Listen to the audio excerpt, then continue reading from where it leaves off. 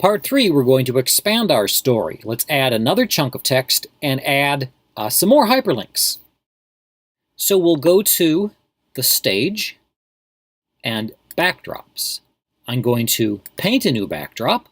I'm going to remember to convert to vector and get a text box. And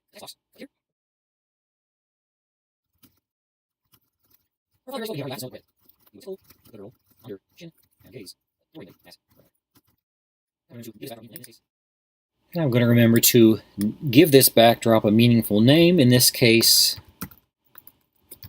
Father. Okay, now we'll go through the process of creating another button and matching it up with the word Father on this backdrop. Okay, why is that now, girl? Hiding girl. Okay, on this backdrop. So let's paint a new sprite. I'm going to call it begin.father.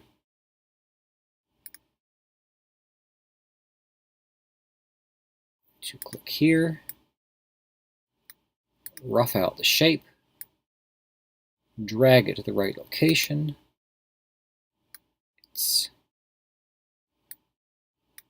Whoops, let's get that. There we go, get that rectangle.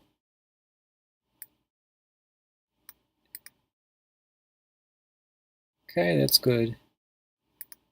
Trim off the top. Hit the delete key. And that looks all right. So under scripts, the behavior for this is going to be very similar to the begin.mother button. I'm just going to replace this over here. I'm going to drag and drop it so that the two begin buttons are next to each other. I can very quickly copy these scripts from one sprite to another. I'm going to drag this right here. I'm going to drop it right there on top of the sprite. And I'm placing the mouse pointer right over top of it. And let's see if I was successful in copying all three. Yep. Okay, so the begin.father button, when the flag is clicked, set the ghost effect to 80 and switch the backdrop to begin. Well, you know, there's really no reason for me to have this duplicate code. When the green flag is clicked, it only needs to happen once. So I'm going to get rid of the switch backdrop to begin. I'm getting rid of this switch backdrop to begin. We don't need that because here in the stage, when the green flag is clicked, we already have switch backdrop to begin. So we don't actually need that in those buttons. There's no point in having that redundant material. Oops, I'm sorry to get rid of that. That's what I'm going to do. Okay. So, whoops, I accidentally dragged it too far over. I dragged it to the stage. I was trying to throw it away in here. Okay. So, all right, it wouldn't have hurt anything if I left it in there, but there's just no need to have that extra bit of code. It's bad programming for me to have that duplicate instruction. All right, but getting back to the father, obviously when this sprite is clicked, we don't want to switch the backdrop to mother. We want to switch the backdrop to father. Otherwise, should be fine. So let's run it. Aha. So we can click on father, and okay, well, it takes us to the father text, but that mother button is still there. I click on mother, it takes me to the mother text. Girl appears properly, but that's the button for the father. And whoops, wait a minute, this girl button is now. Okay, what is going on here? Now, I'm doing this deliberately. Well, it works, kind of. I mean, every button, see, that's the button that says girl. If I click on that, that should take me to the opening text. Yeah, so clicking on these buttons works, but they're not hiding properly. It works, but, so let's break it down. We click on mother. I want to hide this button, father. Well, clicking on the mother loads the backdrop mother. So in this script, this is the script for father. This is the begin father link. What I can do is, see where it says when backdrop switches to begin show? Okay, well, let's do when backdrop switches to mother, hide. Let's try that. So, that girl, get rid of the girl. Okay. Click on mother, aha. Okay. Father hides. Click on girl. Okay, so that seems to work pretty nicely. Click on father, and this link is still not working. So let's take our success with this. Let's go over to this button, which is the link from mother. You see that flashes there. And here we'll take when backdrop switches to father, hide. Okay, so let's run it. Okay, mother, yep, that's good. Girl is not working. I'll fix it in a little bit. The mother and father links work. Okay, well, let's get to this one. This is the third link that we just created. It's on the mother page, and you can see that we're on that. That's the link that we're on because it flashes. So, well, we can do when green flag clicked, hide. We can do that.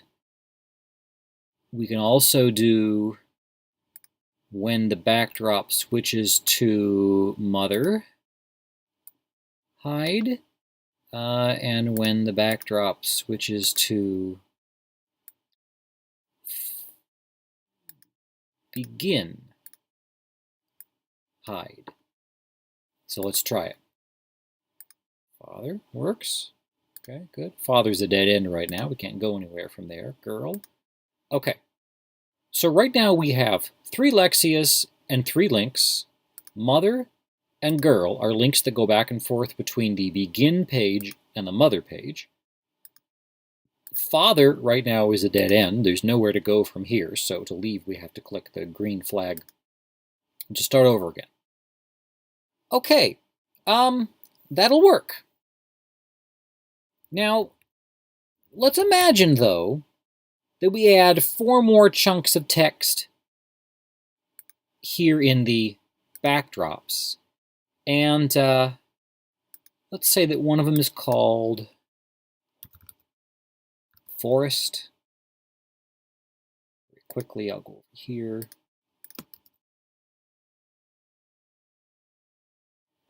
And call another one village.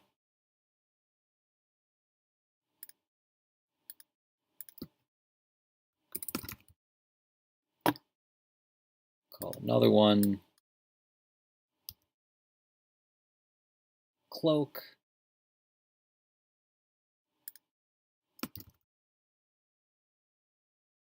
And call another one war.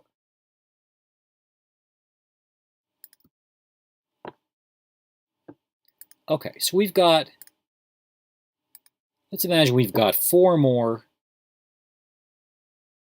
And let's imagine then, let's go back to this. Well, we'll need to, when broadcast switches to, so this word, that word is mother. So really everything to forest, hide. I can duplicate this and change that to village, duplicate, change that to cloak, duplicate, change that to war. Okay, all right, well, I did that for this one. Now I have to do the same thing here, the same thing here, and for every hyperlink that I created, I'm going to have to go through and make sure that these conditions are met. Pretty soon, I'd be spending all my time, every single time that I created a new page, I have to go through and make sure that this manual code that I've created to hide the links on all the pages that are not the one that I want it to show on would work. That would be tedious, it would be a bother, and pretty soon you'd be spending all your time maintaining this code and you wouldn't be writing any more story. Okay, fortunately, there's a better way. Thank goodness we can actually get rid of all this stuff. Delete, delete, delete, delete, delete. Thank goodness. I am going to broadcast a reset message. This is the much better solution than what we had before. Okay, each time we are about to change a backdrop, I'm going to insert something. I'm going to insert an event, which is broadcast. I'm going to, a new message, I'm going to call it reset. I could call it ham sandwich. Scratch doesn't know what reset is. It's just a name that I chose.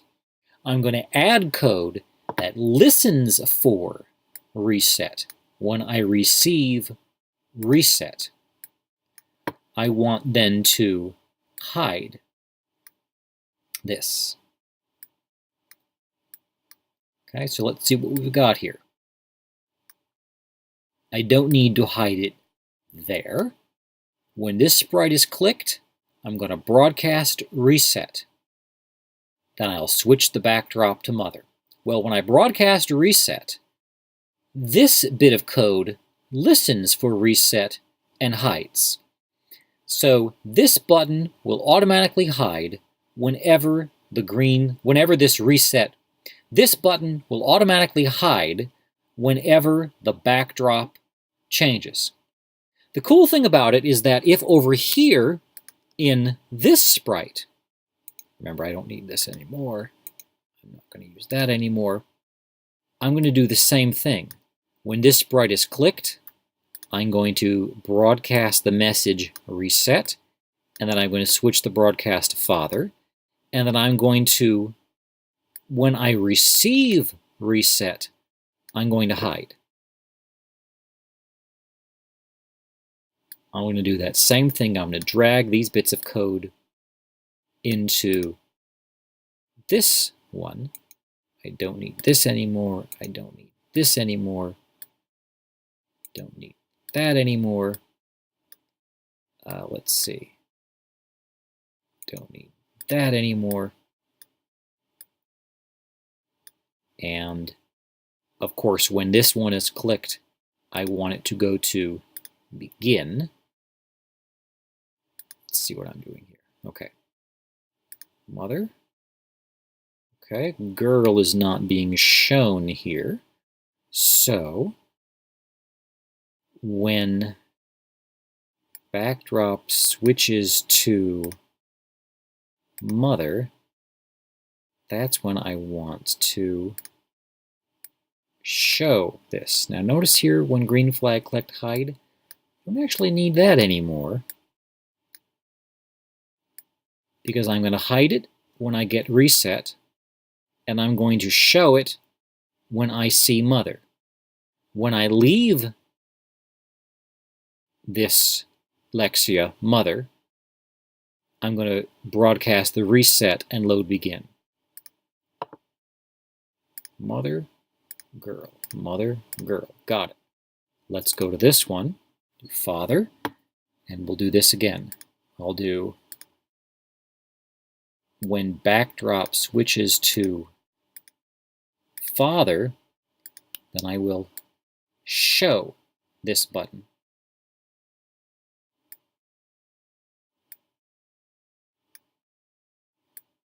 Okay, I think we got that now.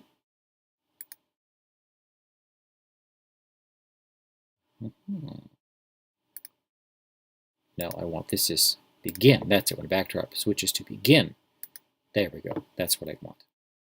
Okay, because remember, Here in the code for the stage, when the green flag is clicked, I switch the backdrop to begin.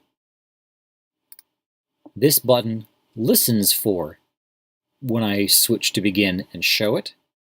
It listens for when the backdrop switches to begin, show it. So there's only one hide, one show on each of these buttons, and we're in pretty good shape. Okay, so I think that works pretty nicely. All right, let's test our system, this new system of making sure that we always broadcast reset and listen for reset, and that we listen for the backdrop switching. That's how we're going to control the hiding and showing of hyperlinks. Let's add a new hyperlink using the new technique that we just came up with. Right now, when we go to the father page, it's a dead end. Let's paint a new sprite, and we will use this word, mother, and we'll send this link to the father page. So let's follow our same procedure. Paint a new sprite. I'll name it. This is father.mother.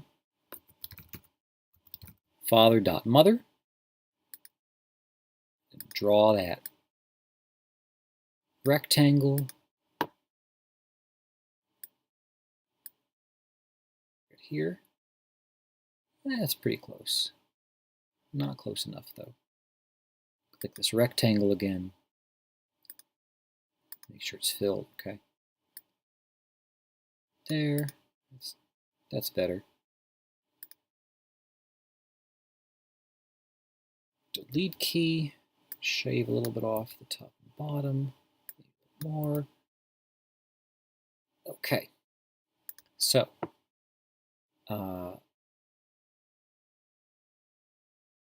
let's now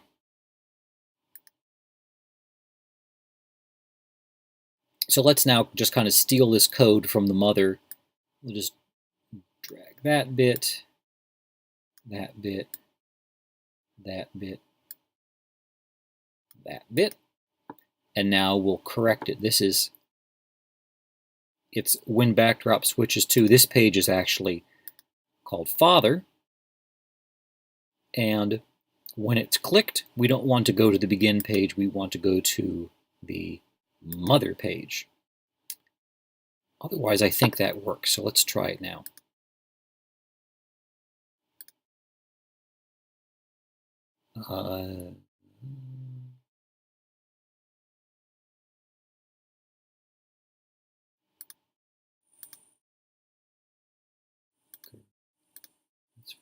Father, mother, father, mother. Yeah, that works. Okay, try it again. Why did that girl? Father, mother. Here, when I restart. Oh, I know why. It's because when I click the green flag, I switch the backdrop to begin, I should broadcast reset. If I've coded this properly, yep. Okay, so I had coded that hyperlink, the one that was the hyperlink that appears for girl. Previously, when I hit the green flag and restarted, that girl was visible. Now I added something so that I broadcast reset before we switch the backdrop. And yeah, broadcast, all the other places I broadcast reset before the backdrop changed. I had not made that change on this page. Now that we have this corrected, those links should work nicely. Okay, so father, mother, girl, mother, girl, father, mother. Got it. Okay, so that's starting to work nicely. So far, however, all our links have been completely literal. You click the word mother, you learn more about the mother. Click the word father, learn more about the father.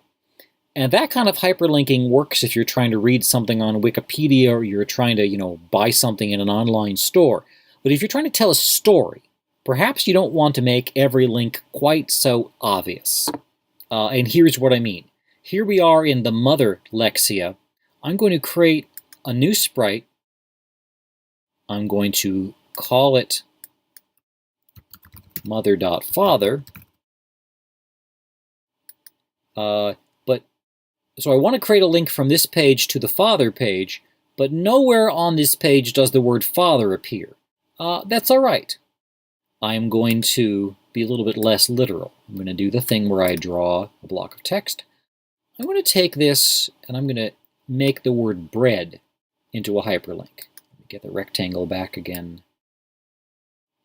A little bit longer, a little bit longer. Good. And then I'll even up the top by trimming it. Okay. I'm going to, so this is a link on the mother page. So I'm going to put this next to mother. I'm going to click here on this page, go to scripts, drag these scripts onto the link we just created. It's the word bread.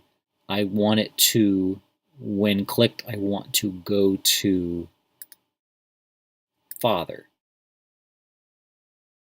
All the rest of that works nicely. So from mother, I'll click on bread, and I will go to father. Notice that because I appropriately use the hide and show, I'm broadcasting reset appropriately, I'm responding to reset appropriately, and I've got this set up to respond to the backdrop switching to mother. It was very easy. I really didn't have to do any troubleshooting at all to make that hyperlink work. To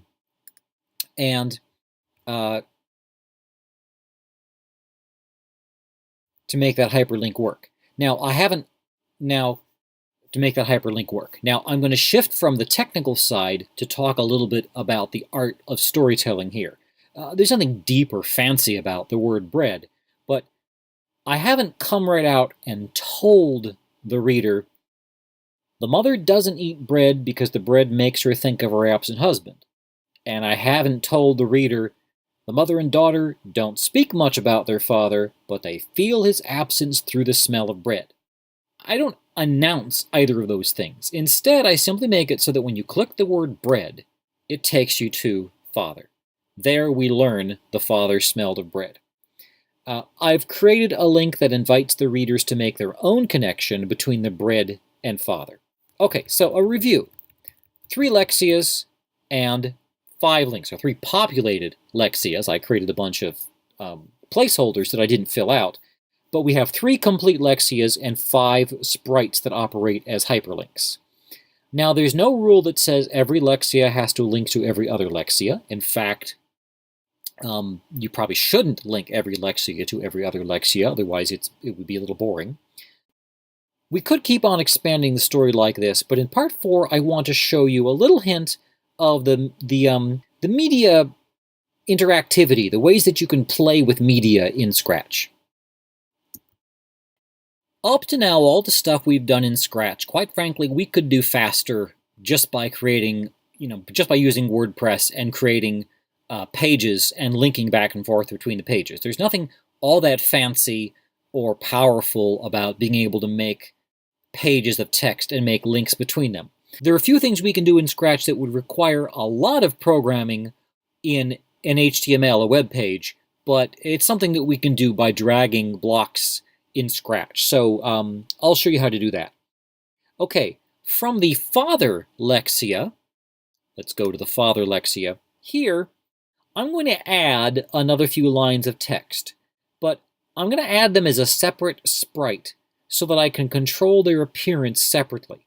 And I'm going to make them fade each time we visit this page so that eventually the words completely disappear.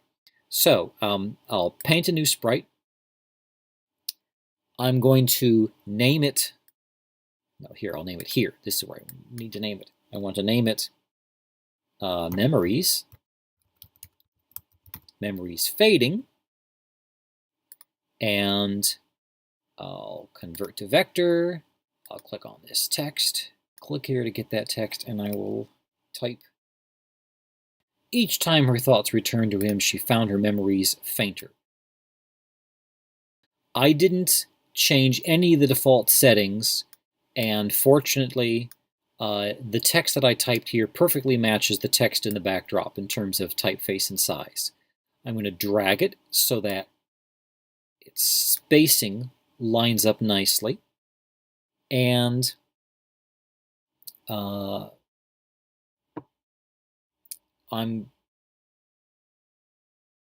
yeah, so that works pretty nicely. Now what I want to do is I'm going to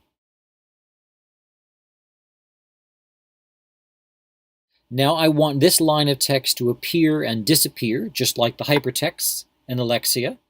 It's a script, it's got scripts rather, and so this is under father, right? You know what? I should probably name this instead. I should call it something like father fading. That's what it's going to be. It's going to be father fading because it is on the father page. So I'm going to, when I receive reset, hide. I do want that to happen. When backdrop switches to father, show. I do want that to happen. So let's make sure that this works fine. Click on father and mother. Good. Okay. So I dragged these scripts from this sprite, and now the functionality is the same. Now there's something else that I want to do. I'm going to add the animation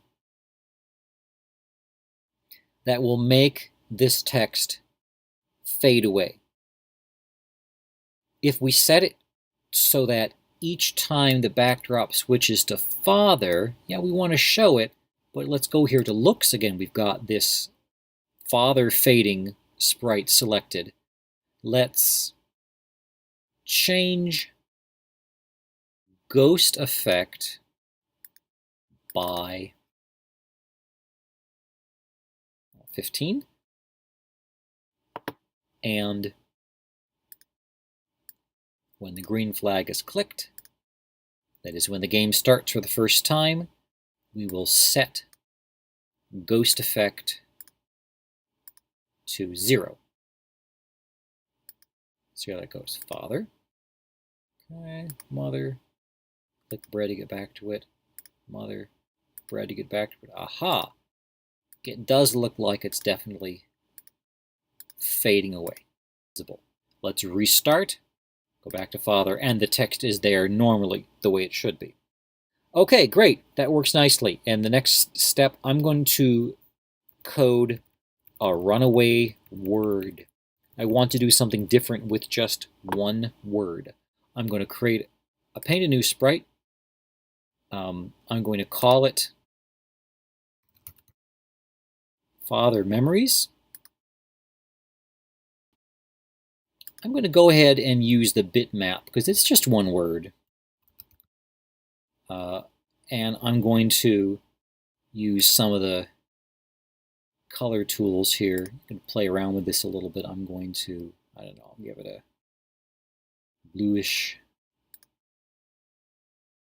cast to it. And I'm using the fill bucket. I've created a blue and a black gradient effect here. And, you know, it's not really necessary, but to give a little bit of a color effect. Okay, so now I want to make sure that memories is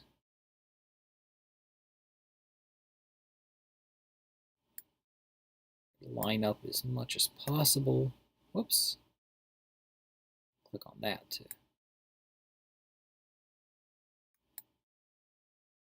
accidentally got them one on top of one another. Sometimes you have to wrestle these things around a little bit to get them to work nicely. Okay, so let's try lining up. Okay, now I'm going to add the code that will hide and display this sprite the same way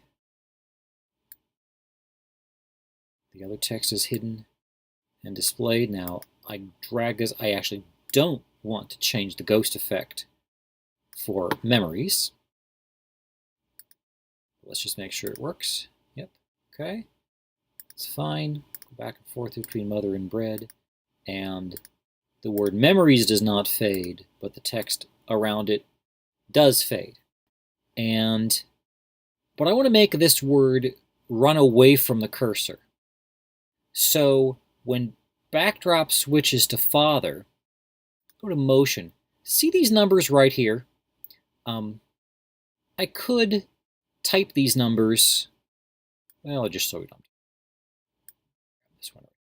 I moved it 17 minus 105. Great. I can grab it and move it again, and it's 15 minus 69.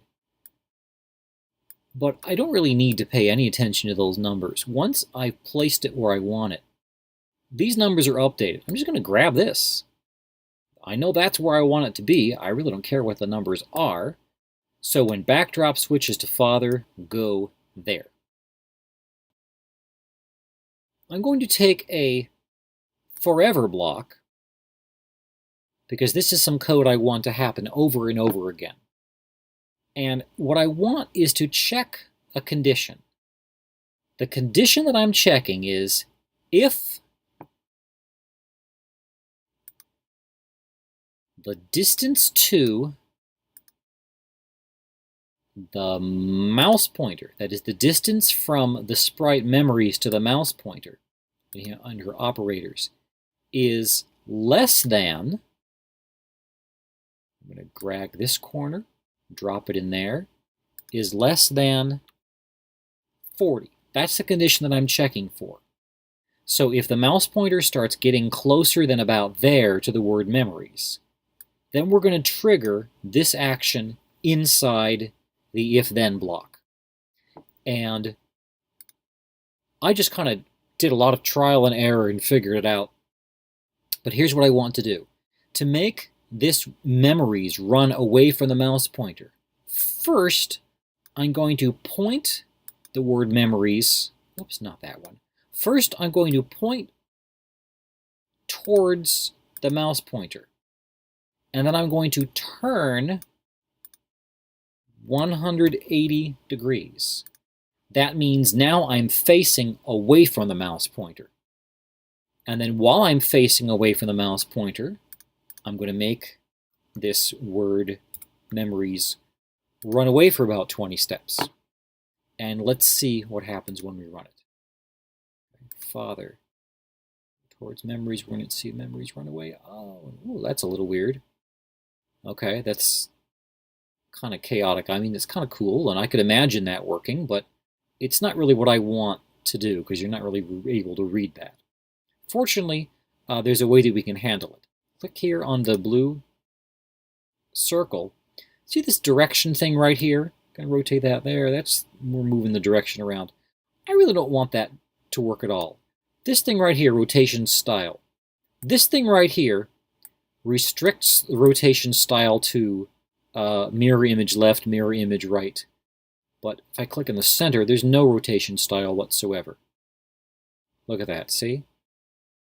The word memories is staying, more or less static. And a couple things I can do about that. First, okay, so I changed the rotation style to this circle. Again, previously it was like this, full rotation. That restricts rotation to left and right mirror images. That has no rotation whatsoever, and that's what I want. Now, remember earlier, we had the when backdrop switches to father, go to this location. We'll click on that, go to father, and memories is back where it belongs. Okay. This word memories, though, kind of gets trapped in the corner of the screen. So I'm going to add something. Under motion, I'm going to add if on edge bounce. And now, let's go back to father again. Now if the word memories gets stuck on an edge, it bounces off. It's a little bit playful. Okay, all right. That works nicely. Now, there's something that I really didn't pay much attention to. When I just typed this word memories, I just kind of typed it anywhere. But if you look right here, it's very faint, but there's a crosshair there. That's actually the center of the image. I'm going to readjust the center of the image. See that big crosshair? I'm going to change this center to, let's try it again. Let's change that center to right there in the middle. And now when we run it and go to Father, memories is a little out of whack. Here's what I need to do. Go back to memories, go back to scripts. For the moment, I'm going to remove this block. I'm going to run it, go back to Father. And now I can grab the word memories, put it where I want it with the readjusted.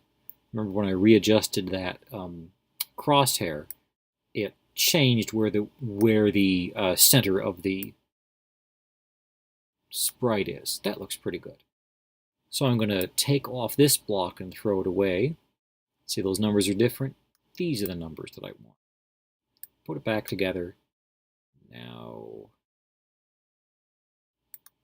well, we need to run it, the green flag. Go to Father. And now, it's actually a little bit easier to control. Okay, all right.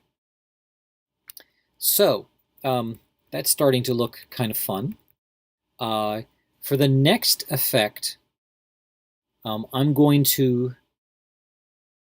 trigger that when the mouse actually does touch the word, I'm going to make it fade away to nothing. I could make it so that when I click on it, here I could add the, when this sprite clicked, I could do anything that I wanted there. It's a little bit harder to grab that, but not impossible. Anyway, when the mouse pointer is over that word, I want it to fade away. And here's what I'm going to do. I'm going to take the control block. I'm going to take the if, then, else block.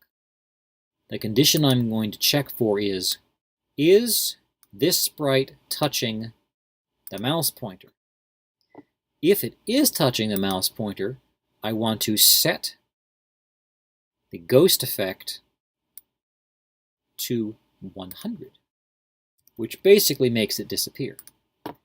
If, however, the sprite is not touching the mouse pointer, I'm going to change ghost effect by -2, which will gradually make the word fade back into view. And we'll put that right here inside the forever block, but underneath this first if-then block. The process is here. When the backdrop switches to Father, first we show this blue word memories in this location, and then forever we'll keep repeating this. If the distance of the mouse pointer is less than a certain amount, we do this code which causes the word to run away. If, however, the mouse pointer ends up touching the word, immediately we make the word disappear. If the mouse pointer is not touching the word, then we change the ghost effect and make the word pop back into view. You'll see what I mean when I do it. Go to Father, and then now when I catch the word memories, let's see, did I do something wrong there? What do we got there? I know. I should set the ghost effect to 100. I accidentally had it as the color effect. There we go. Okay. All right. So, and I suppose I should set the color effect to 0. There we go. Okay. All right. Hopefully you won't have that problem. All right. So now, however, I've made it very hard for me to drag this word. I don't really need to drag the word anymore because I've already used this code to tell me where the word should go. Okay, wonderful. So now the word fades away when we touch it, and it slowly fades back in. Okay, the next special effect I'm going to do is a pen trail. The pen is just that. It draws a line. When you move the sprite, it leaves a color trail behind it. I'm going to add something so that when we reset it, you know what, I'm going to do this. When the green flag is clicked, we will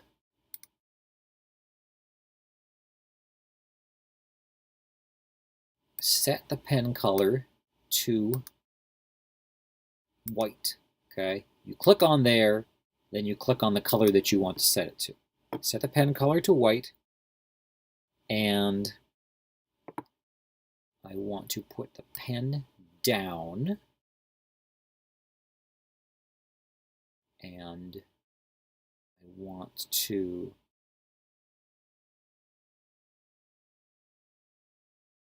set the pen size to 5. And let's see what happens then. Okay, so now when I chase the memory around the screen, it kind of starts obliterating the text underneath it.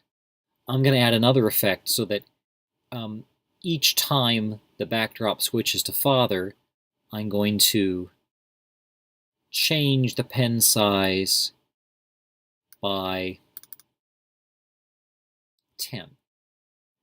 And when I receive reset, I will, well, you'll see. Here, I'll show. Well, first let's show you how this is working. Notice this stuff that I created here on the page, it's staying there. It's not disappearing. So what we need to do is when we receive the reset, we need to clear the color that we've added, and we'll run it. Father, move memories. Okay, now I'm going to leave this page and I'm going to hit reset with the word memories up there. We will probably see a streak of white going from here to the location of memories. Now let's see if that's what happened. Yep, see that streak right there? That's because when we started the program, we showed memories up there, and then we moved it to this location. I want to move it while it's invisible. So I'm going to move it first and then show. Now let's try that again. Father, I'll chase memories up here, up there, okay. So we should not see a white streak from here, and we do. So why is that?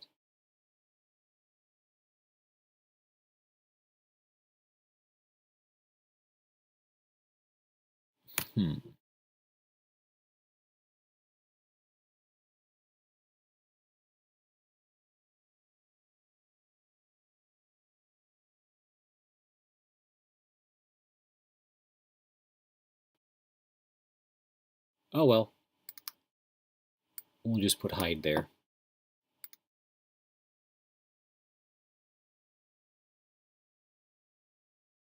White streak, stop, father, and there's a white streak. Why is it white streak? Okay, well, then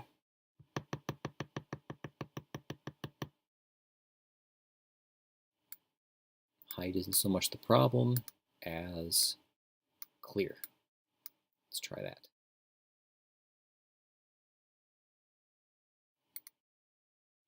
Father. Chase memories up there. What you're seeing me do is go through the process of iteration. I noticed a little tiny bug in my program, and I've spent several minutes tracking it down, trying to solve the problem. And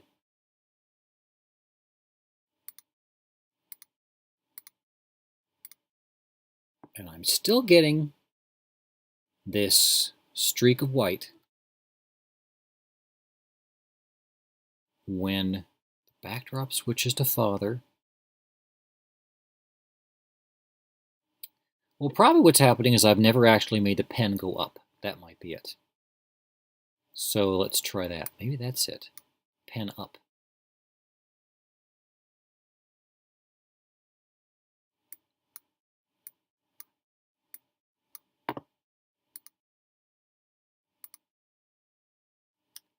Pen down is the command that you use to start drawing. Pen up means stop drawing. Yeah, that was it. Okay, so I need to lift the pen up. That was the problem. Yeah, I put the pen down here. I never picked it back up again. Okay. We've got it. Okay, we have 3 fleshed out Lexias. We have 5 links, and we have several different kinds of animation. We've got this text that fades on repeat viewings. We've got text that runs away from the cursor. We've got text that dips away and redisplays a little bit slowly. And we have text that leaves a colored line, kind of giving the impression that it's erasing the words underneath it. Okay, you've learned a few ways to get your reader to interact with your words. Now, in my case, I'm hoping that this interaction will make you think a little bit about what it's doing. What do you think it means when the word memories runs away from the cursor? What do you think it means when the word erases other text on the screen?